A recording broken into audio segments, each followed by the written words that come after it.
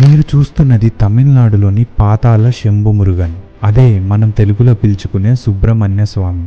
ఈ గుడే మనకి ఈ మధ్య బాగా పరిచయమైన కరుంగలి మాలకి పుట్టినిల్లు. ఇక్కడే మనకి ఒరిజినల్ కరుంగలి మాలలు దొరుకుతాయి. జనరల్ గా మురుగన్ టెంపుల్స్ అన్ని ఎక్కడ చూసినా కొండ మీదే ఉంటాయి.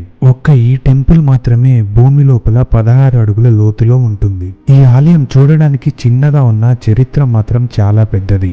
దాదాపు 1000 ఏళ్ల క్రితం చోళ మహారాజు అనేక రకాల మెటల్స్ ని వాడి ఒక విగ్రహాన్ని తయారు చేయమని ఆదేశించాడు.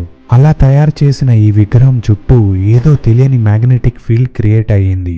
అది గమనించిన రాజు ఈ విగ్రహాన్ని కొండ మీద కాదు, ఒక సీక్రెట్ ప్లేస్ లో ఉంచాలనుకున్నాడు. అలా వెతుకుతుండగా ఆ మురుగనే ఈ ప్రదేశాన్ని సెలెక్ట్ చేసుకున్నాడు అని అంటారు. ఈ టెంపుల్ భూమి లోపల ఉండడం, ఇందులో ఎక్కువగా కాపర్ ని వాడడం వల్ల పాతాళ శంభు మురుగన్ అని పేరు వచ్చింది. ఈ టెంపుల్ పక్కనే ఉన్న సిరుమలై అడవుల్లో దొరికే కరుంగలి చెట్టు యొక్క బ్లాక్ వుడ్ చాలా ఎక్స్పెన్సివ్. ఇది తయారవడానికి దాదాపు 100 ఏళ్లు పడుతుంది. అండ్ ఈ వుడ్ కి ఎంతో స్పిరిచువల్ సిగ్నిఫికెన్స్ ఉంది. ఇక్కడ దొరికే ఈ మాలలని ఈ మురుగన్ పాదాల దగ్గర 40 రోజుల పాటు ఉంచుతారు.